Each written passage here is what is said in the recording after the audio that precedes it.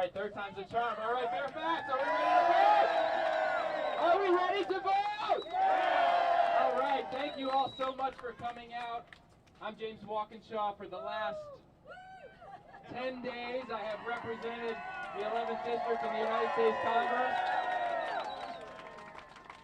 And listen, 10 days ago, Fairfax voters sent a very powerful message that we are sick and tired of the chaos in Washington.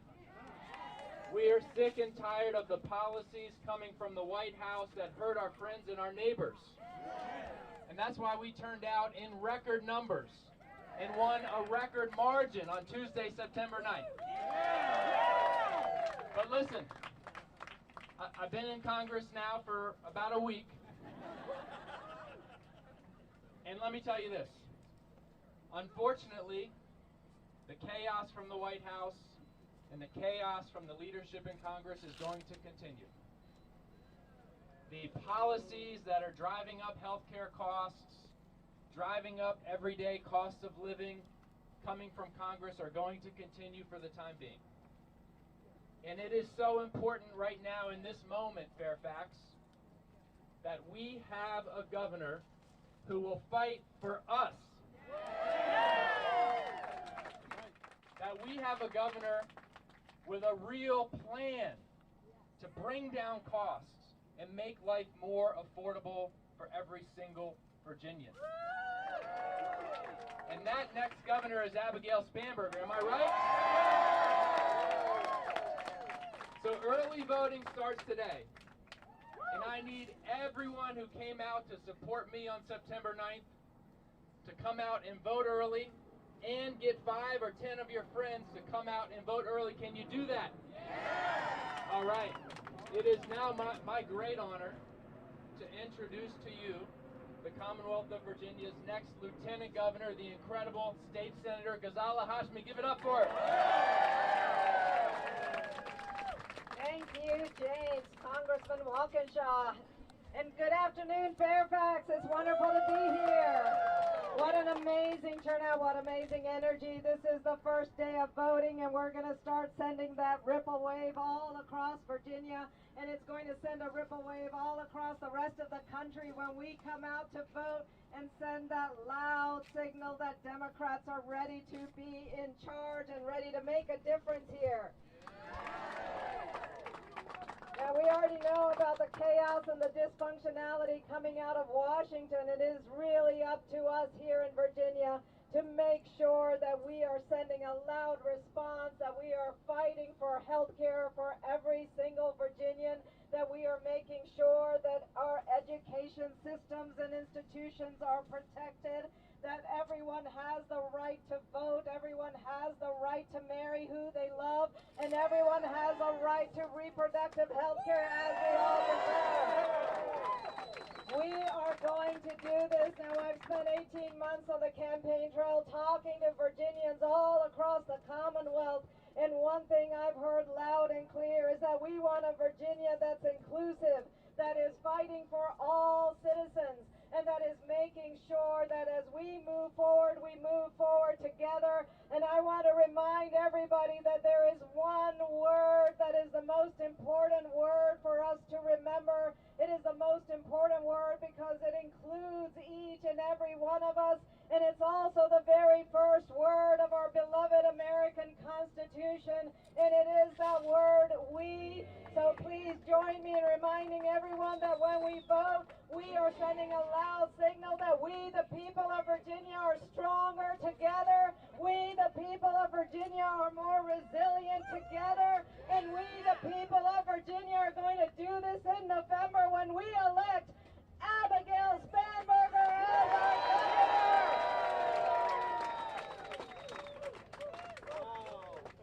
Good afternoon, Fairfax County.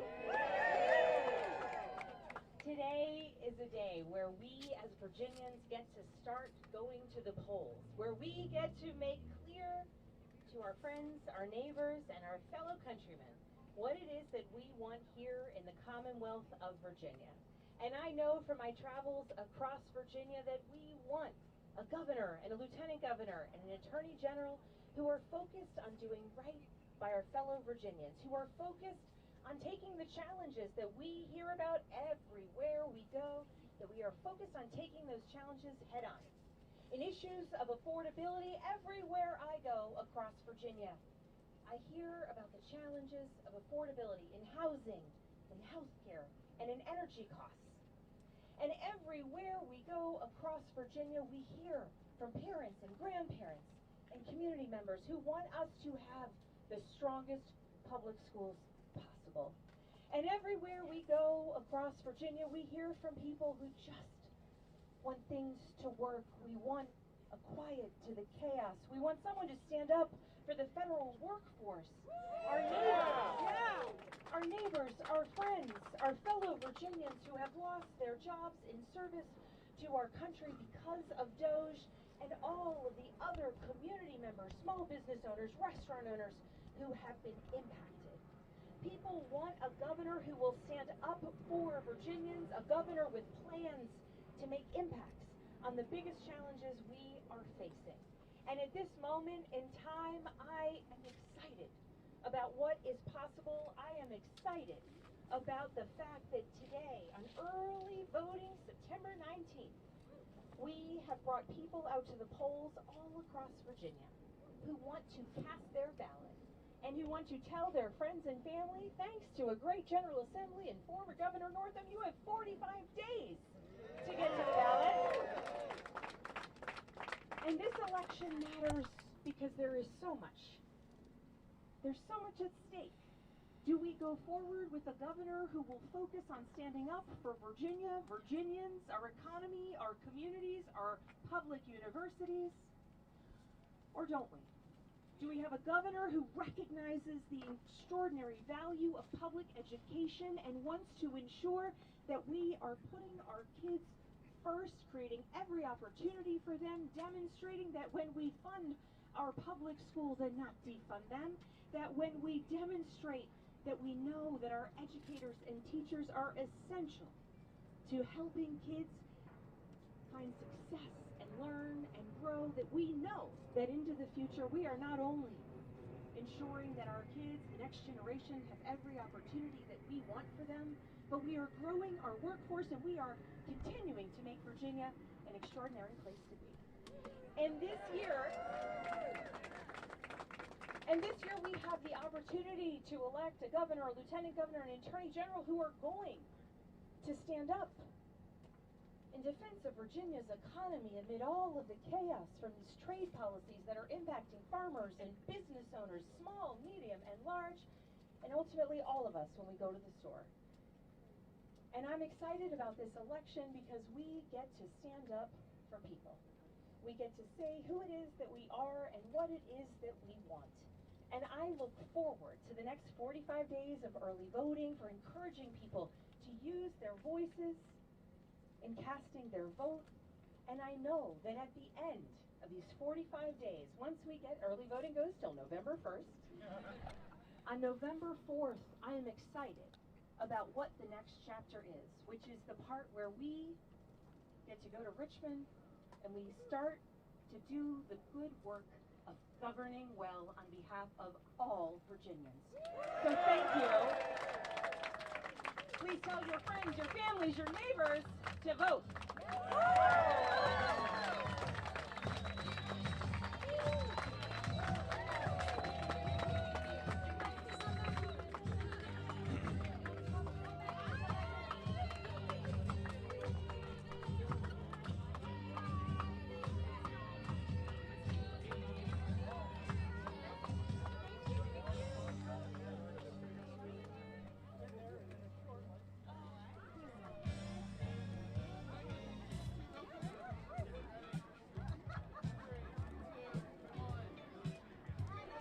Is this on? Check, check, check, check, check. Yep, you're good. All right.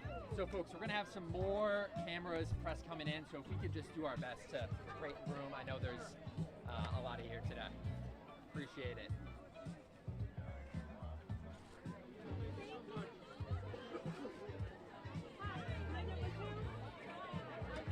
Right here?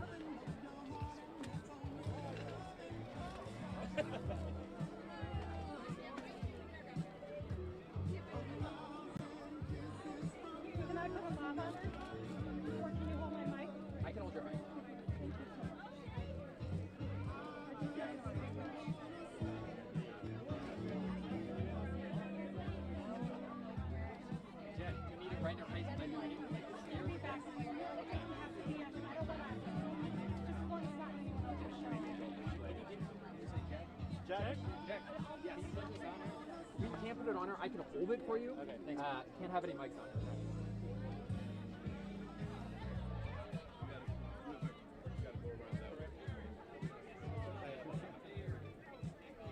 Barriers here. Need you guys behind this barrier. If we're reading.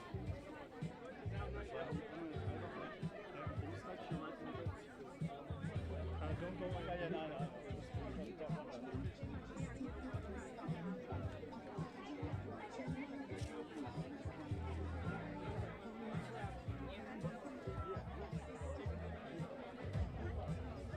Guys, we gotta tighten our way around.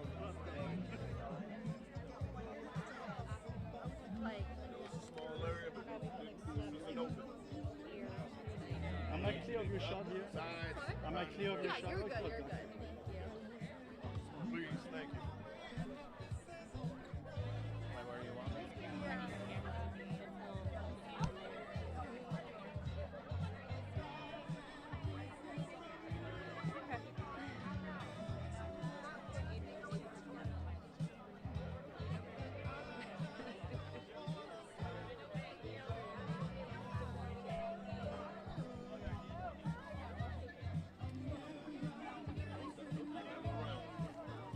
Thank you. I apologize in advance for anyone. It's totally fine. You can come here as often as you like. Step down if you don't care.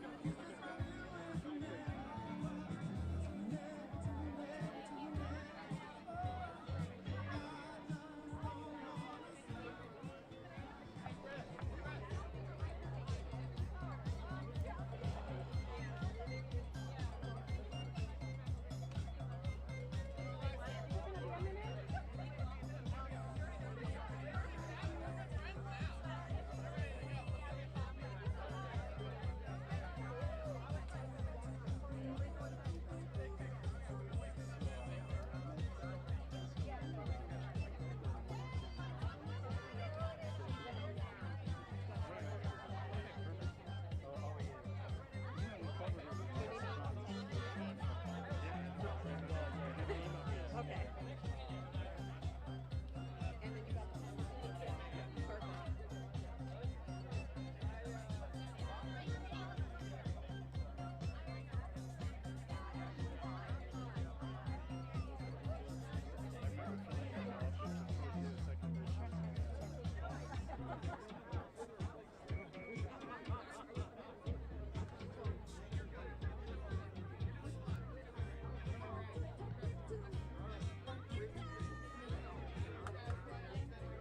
Do you want me to be on the side?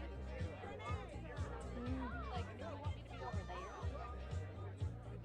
Are you getting a shot? What? Are you getting a shot? Yeah, no, I have a shot. I'm this part of your shoulder, and then like I can only see like this area. So I'm just worried I'm not gonna get it. But if you use it on the side, you're happy with Do you that? have time?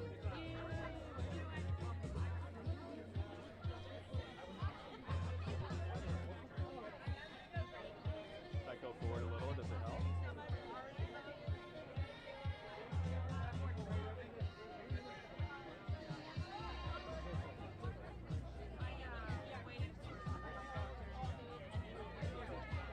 Felix. I'm losing the feed. Come back here. Okay, folks. Thank you so much for showing up today. I know we got a lot of people here. We're going to kick it off with WAMU first. We're going to go to local TVs, and then we're going to try to get almost everyone else in. We'll try our best. Can't promise anything, but we will try. I'm just going to be calling on folks and going from there. Thank you.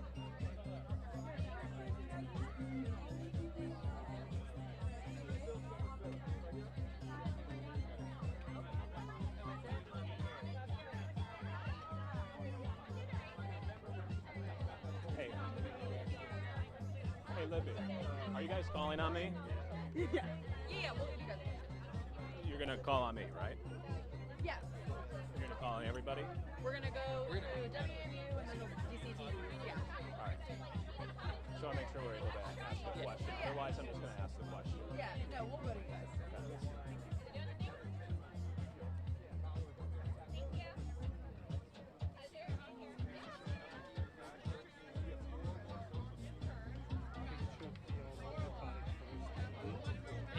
she's going to give like a quick why she's here, a little spiel right when she gets here, and then we'll kick it off with the questions.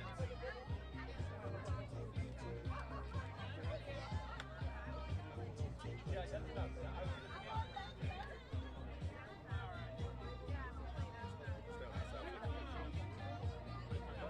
So I'm tucking where you're at when she gets here. So there you go. Thank you.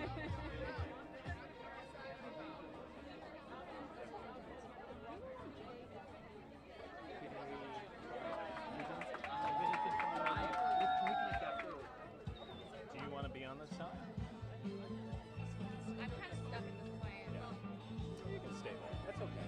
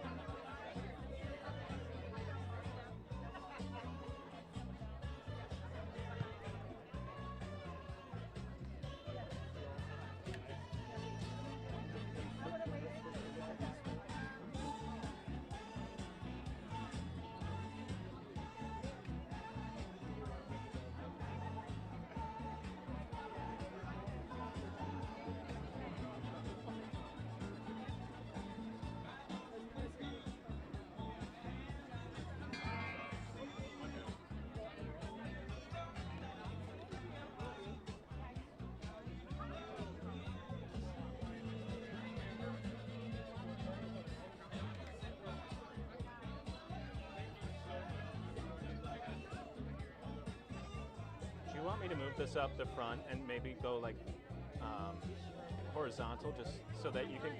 My phone's like overheating right now, so I'm not gonna turn it. But like, It might help just in case she moves around. yeah, You think? yeah. I'm just worried about my phone overheating. Oh, I hear you. Let me know when you're walking over here, and I'll turn it on. Okay.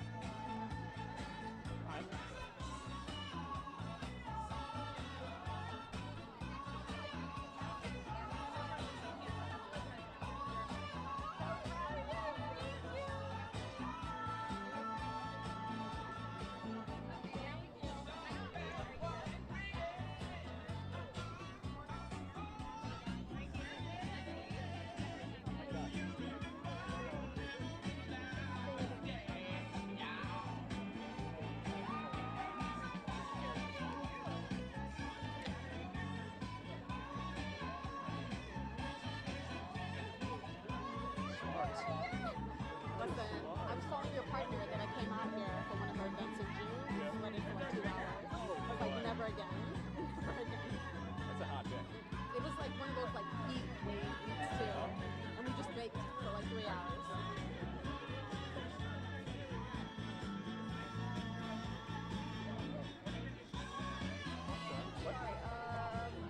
Okay, I think that mic now. Maybe that mic. This one?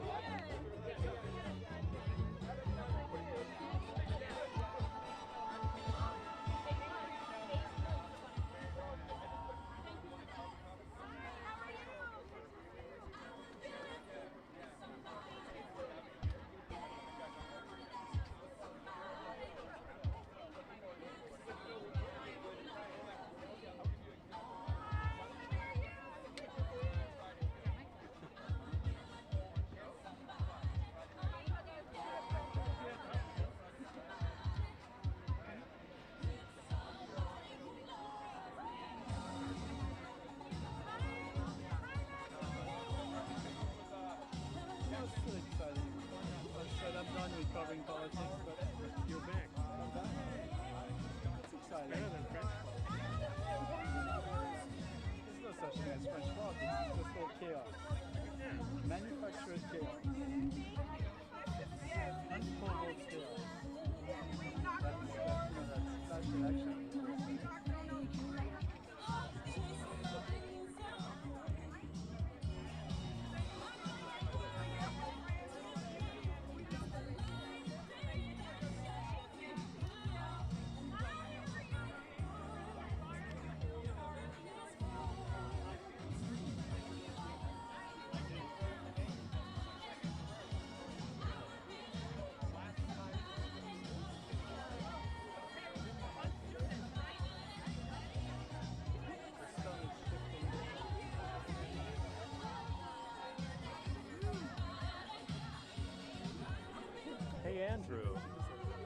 Are you shooting us too?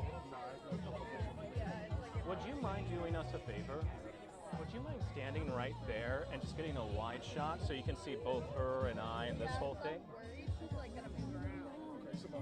Like right to the side right here, just standing up. Just like B-roll? Yeah, for the whole thing. That would be great. Yeah, I can take my license. Because that might help us give an extra angle. Kill the music.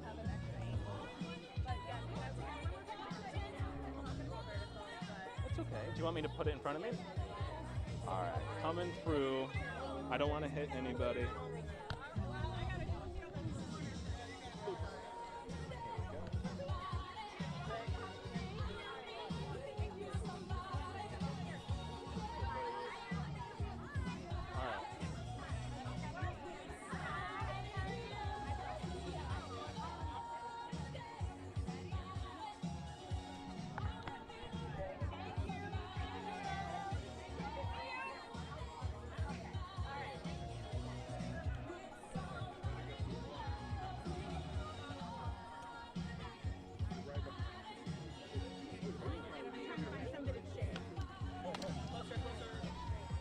Hi everyone, thank you so much for being here.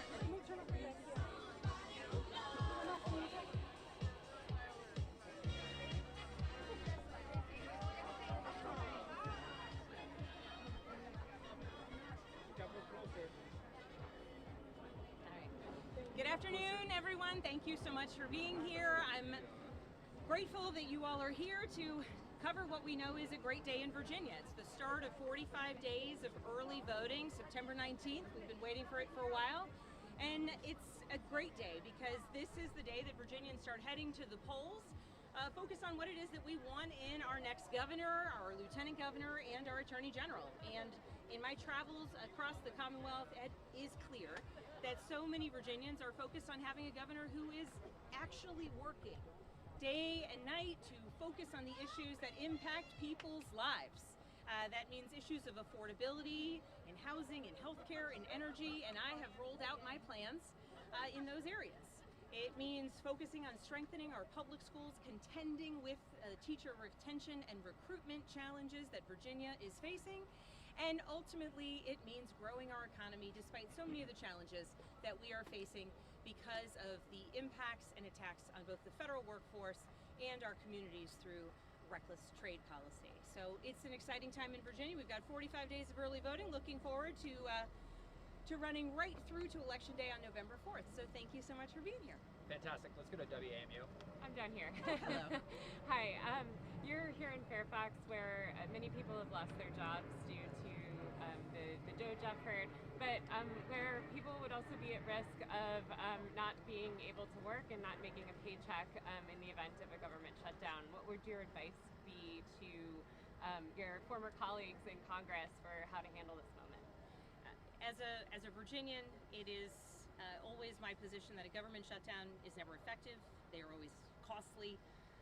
They are always deeply impactful on the government workforce. Certainly I have been, as a former federal employee, I remember sitting at a CIA station abroad where we sat around the table to determine and talk through who was meeting whom in the coming weeks in preparation for a potential shutdown. Even those hours spent preparing for, in that case, a shutdown that didn't come, was a wasteful use of resources, but importantly, a distraction from so many of the priority day-to-day goals of the federal workforce, keeping our country safe, keeping our skies safe, ensuring the basic function that is so extraordinarily important. So I am of the opinion that we should always work to avoid government shutdowns, and notably though, I do think that we need to continue the conversations about the real impact that we are facing as a country as it relates to healthcare. Certainly because of the so-called One Big Beautiful Bill, we know that more than 300,000 Virginians are slated to lose their healthcare. We know that at least 6 rural hospitals are slated to close. We have already seen 3 rural clinics announce that they will be closing their doors, and we know that it's $26 billion out of Virginia's healthcare system that we will be facing as a result of that bill. So it is important to continue conversations specifically about the negative impacts of the Trump administration and specifically the One Big Beautiful Bill as it relates to healthcare. But that can be a separate conversation from ones that threatens the very function of our government and employment of our federal employees. Let's go to NBC4. Your opponent is campaigning with Vivek Ramaswamy in a few hours, and Winsome Earle-Sears has also endorsed the federal government layoffs. The number of Virginia jobs continue to grow, and its financial standing is strong. Why do you think it's wrong for her to stand alongside Ramaswamy, and why did you call on her to cancel the rally? So I think I'll just give a brief example. I just met a woman today that said, it used to be that when I told people that my son worked for NASA, they would say, wow. Now when I tell people my son works for NASA, they say, oh, I'm sorry. The reality is the attacks on our federal workforce are significant. Virginia has had rising unemployment rates every single month over the past 8 months. Estimates are that for 2026, we will see virtually no growth in employment numbers in Virginia. The impacts of DOGE are real. And Vivek Ramaswamy was the architect, original architect, before I suppose he was doged by Elon Musk, the original architect of the DOGE efforts. And the reality of that impact is felt very strongly here in Fairfax County, across Northern Virginia, across Hampton Roads, and across all of Virginia. And it impacts not just those who've lost their jobs, it impacts government contractors, it impacts small business owners, it impacts restaurant owners, and it impacts families. And so I think that it is extraordinarily disqualifying that my opponent has endorsed these attacks on the federal workforce and our economy across the board. Let's go to WJLA. Congresswoman, welcome to Fairfax County. As you know, there's a battle playing out between the Trump administration's U.S. Department of Education and 5 Northern Virginia school systems. The Trump administration is taking aim at their locker room and bathroom policies. They say those school systems are violating Title IX by having policies that allow students to use bathrooms and locker rooms based on their gender identity, not biological sex. So can you tell us directly, do you support biological males who say they're women using women's locker rooms and bathrooms and competing in women's sports? Well, the circumstance as this legal case plays out is really one of, we've had court cases settled or judged here in Virginia in the 4th District, the former Gavin Grimm case related to bathroom usage. And in fact, the argument is, the assessment is, there needs to be much clearer guidance in terms of what is an executive order's binding assessment of Title IX versus what has been a decision of a court. But ultimately, the real impact here is, once again, it is the Trump administration taking dollars away from Virginia. Threatening education dollars to our public schools is an attack on Virginia's kids, it's an attack on our economy, it's an attack on Virginians. And as governor, the important thing, as a candidate for governor, the important priority for me is to ensure that we have the best public schools in the entire country. And the reality is, when we have a president who is coming after Virginia, our education system, whether it's K through 12 or whether it is our public universities, that is harmful to Virginia, our ability to educate our kids, and ultimately our economy. But do you personally support these policies? Do you personally support them?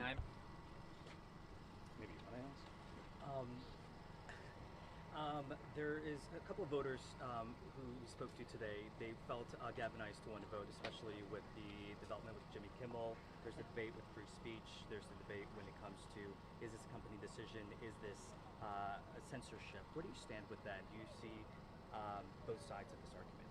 Well, to begin with, of course, this whole discussion came from an act of egregious political violence, which was the assassination of Charlie Kirk, an assassination when he was exercising his First Amendment right and engaging in debate. And the fact that he was assassinated as an act of political violence is something that we should expect. I would like to see everyone denounce that, but particularly those with elevated voices at all levels. But the discussions related to Jimmy Kimmel and the situation there is, can indeed the federal government put pressure on private companies to take action related to someone exercising their own First Amendment right? And I believe that it is very clear that that level of aggressive action, coercion by the federal government trying to get an action out of a private company is inappropriate. And that is a basic kind of testament to the First Amendment rights of anyone. And when the First Amendment rights of anyone are under attack, that begins to erode our system. And we can and we must denounce acts of political violence. And we also should recognize that the federal government should not be using its position of power to coerce private companies or individuals to silence their own First Amendment rights. Let's go to Fox 5. In a political climate that is just so divided between the far right and the far left, what can you do as you're trying to go into this that can try and create some bipartisan working together to try and get what you're standing for to be something that can come into act on both sides and get people to kind of come together? So the priorities that I'm pursuing as a candidate for governor are priorities that exist across the political spectrum. There might be some differences with members of the General Assembly on the Republican side of the aisle versus the Democratic side of the aisle about how to pursue some of those priorities, but I've yet to meet a Republican who says that they're opposed to my priorities related to removing red tape when it comes to being able to increase housing supply, when it comes to ensuring that Virginia is actually generating more energy here at home. That's not an area of disagreement. When we talk about the fact that when you go into the pharmacy and prescription drugs are just too high, that is an area that at least we agree on the problem, so now let's set about finding a solution. And so across the campaign trail, I am focused on issues that matter to everyone. And in fact, sometimes differences can be how those problems manifest in different areas, different regions of Virginia. And so I think the approach, certainly during my time in Congress, I was rated as the most bipartisan member of Congress from the Virginia delegation. I had bills signed into law by President Trump in his first term and by President Biden. And I did that by building coalitions, by coming together, by knowing what were the areas of interest of different legislators. And already as a candidate for governor, I'm identifying the different priorities of members of the General Assembly on both sides of the aisle to determine where are the coalitions that we can build up so that we can actually address the problems that impact everyone when I'm elected governor. Let's go to CNN. Congresswoman, you mentioned the Augusta Clinic healthcare closures earlier. The company did cite the One Big Beautiful Bill and their decision to close those clinics. Your opponent, Winsome Earle-Sears, has suggested tapping the state's rainy day fund to help mitigate some of the funding shortfalls. You've obviously mentioned that won't be quite enough. So I'm just curious what your proposals are in the short term and the long term to help those people who are impacted by these closures and help ensure that rural Virginians don't lose access to their care. Well, and it isn't just rural Virginians. Certainly those are rural clinics that are closing, but we know that I've spoken with hospitals that are safety net providers that are already looking at where they may have to cut staff or change in the departments, the size and scope of various departments. The real issue is it's an estimated $26 billion in dollars that will not be in Virginia's healthcare fund. And the reason that the rainy day fund is not enough is, one, the rainy day fund is for a rainy day. This is not a rainy day. This is a bad bill that came out of Washington. And when people voted on it, these estimates were known in terms of the impact they would have on our healthcare system. The fact that they would mean more than 300,000 people would lose access to healthcare, that at least 6 rural hospitals would close. It's $26 billion worth of income. A rainy day fund of $4.7 billion is not going to close that gap. In fact, it hardly makes a dent. And so what I am doing as a candidate for governor is looking into every way that we can innovate or get creative in how to deliver care, how we can ensure that as few people as possible lose their health care. Of course, the reason that the changes to the Medicaid program were put in place is they were meant to be cost savings functions. The problem with that premise is that in Virginia, we already have a work validation verification standard. It's once a year right now, and we have a huge backlog. To be able to meet the requirement of this federal legislation that would make it twice a year, we need a governor who's focused on making that process actually work, ensure that that verification can go through. Of course, it was meant to be a cost savings, but when other states have chosen to have more regular work verification processes in place, what they know is that just costs the state money. And so that's exactly what we've now seen in this federal legislation is they are throwing those costs on the state, and in the interim, people will fall off of their health care. So the problem is immense. The dollars out of our healthcare system are substantial, and there isn't a simple solution. It's going to be a variety of priorities, strengthening the actual delivery of that Medicaid work verification, getting creative with how it is that we actually deliver health care, in some ways relying on telehealth, and partnerships across regions, but the impact will be significant on Virginians. If that law continues to go into place over the next couple years, the impact will be dire. And we need a governor who will actually admit that, because you cannot contend with a problem you refuse to admit is real. Thank you so much, everybody. Do you support these locker room or bathroom policies, Congresswoman? Why can't you answer this question directly?